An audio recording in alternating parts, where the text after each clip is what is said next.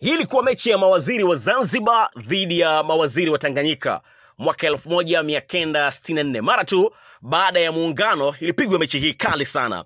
Uzuri wa watu wa zamani ni kwamba walikuwa hawaendekezi vitambi. Kwa hiyo ilipokuja swala la mechi kulikuwa na bonge moja la burudani. Kipindi cha kwanza alichezesha baba wa taifa Mwalimu Julius Kambarage Nyerere, na kipindi cha pili akachezesha Sheikh Abeid Amani Karume. Na hapa ndio Mwalimu Nyerere anamkabidhi filimbi Sheikh Abeid Amani Karume ili amalizie kipindi cha pili. Ilikuwa ni burudani sana.